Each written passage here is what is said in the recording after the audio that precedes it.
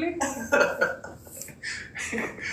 Boodarraa natti jabaate waan kana amma of sodaachuun jammare gaafa haati manaa kiyyaa gara kushiinaa kanarratti dura bu'eerra yeroo siin natti akkana gachiifte abaarsi ijoollee kanaa diqqa dhufaa jedhee tan naqee zayitii sana fuudheen ganna qamana keessaa beekta. Maayifi shamarranii gaafa haaranii jedhan yoo bucuusii fuulatti nu facaasan wanti kun rakkoodha. Akka sanatti hambule gaafa sana mooneeti. Amma waraanni addunyaa sadaffaan banamee jira guumaadhaa fi mucayyoo tokko gidduutti. Amma koo qofa himaadha bareedni. Dhugaa dubbachuun. Shamarran Oromoo kun keessattuu warri ija gurguddatan kuni akka amma gaazii onnee keenya murinaa dhiisaa wallaahi dhiisaan murinaati. Dhiirri ija keessan keessaa hin hafu bara. Hin hafu bara keessatti hafa. Amma tokko maammee dhumti amma obboleettii koo fuudhee fidee guumaatti kenne jireenya baxabbate. Maali gaal? Wanti sinnan goone hin jiru. Wanti sinnan goone ani dhugaa dubbachuu taanaan akka carraa haati manaa kiyyaa yookaan haati Oromootaa waan kanan dhageessin jedhee ijaanneen ture. Akka carraa ta'e yeroo ani Borontoon wal ka'ee ilaalu atis biqiltuu wajjiniin jirta wal qayyarreerra har'a booda Doktor kiyyaa biqiltuun isatti deebiteetti naan jedhe. Amma kana diraamaa amma kanaatti ture jechuudha yaan qoban qabu.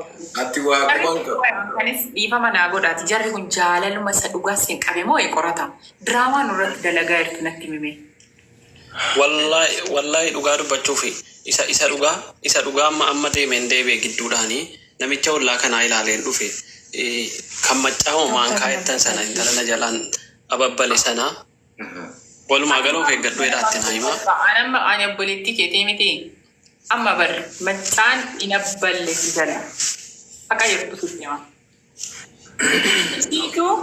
Ishiitu lafa inni jirutti ana duukaa dhufee anatu harkisee waamee dhuftee waliin qabanneen lafa nagaadha. Aanamee bare.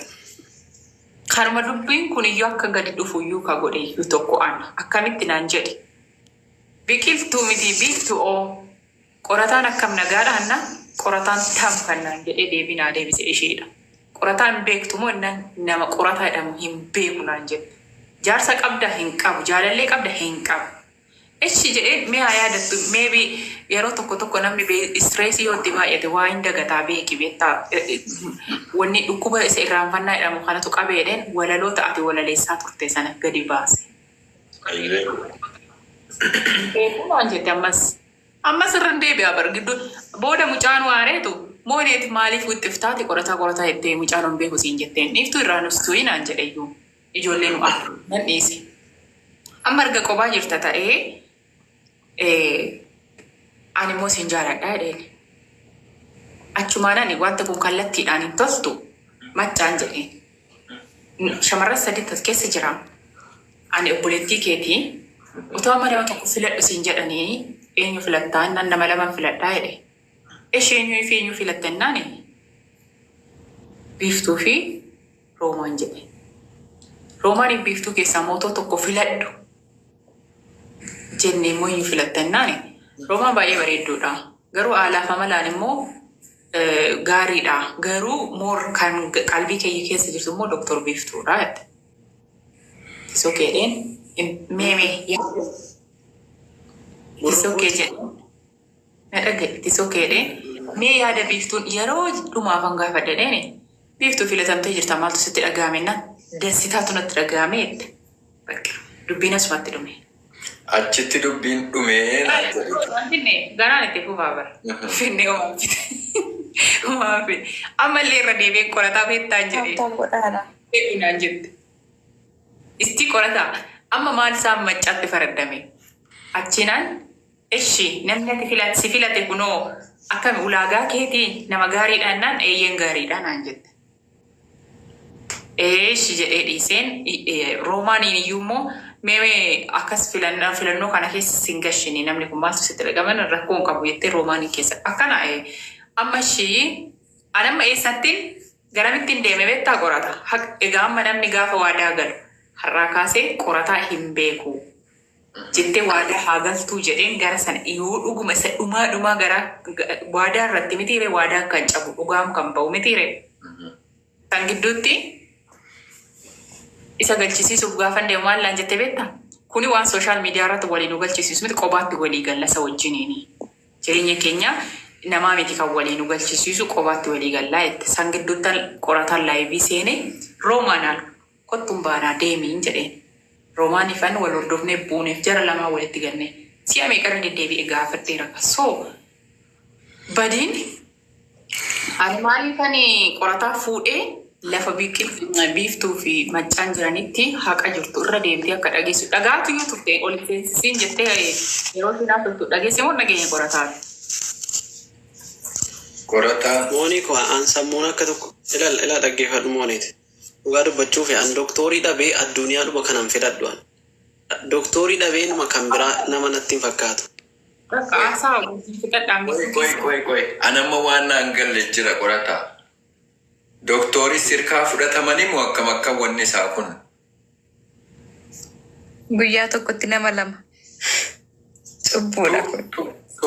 Nagaan bulaan dhaqee irra fadadhabeeraan. Otoo maccaa bira teessu maal jettiin beektaa boo'isi. Nam funa. Oduu namaa fudhatini minaamin Dhugaa jettee. dubbachuuf. Moonii. Dhugaa si jaalannaani nuti si jaalannaan isheen qalbii ishee si bira jiraannaan atiin jaalatta duraanuu nan beeka. Akka isheen si jaalattu nan beekaa. Siif jettee guma waan baay'een ishee godhe fattanee ilaale. Kana dura guyyaa jalqabaa eenyu wal biratti arge beektaa biqiltuu fi qorataa ture. Achi booda naan maddee turu lakki doktor biiftuu faana jiranaan jedhan. Achi doktor biiftuu fi qorataa dhuguman siin jedha. Qorataa fattanee hin beekoni. Doktor biiftuu waanuman ittiin hin qorii hin qaban. Geemii meeqa faana qabadhee ishee adabee qorataan bakka waa'ee qorataa irratti lubbuma kana kenne. Hara akkamitti akkasa hin beeku naan jette anu gurruma kiyya moo jedhan si'a meeqa gurra sukkuum. Bishaan fidadhe bakka meebiis deebi'e.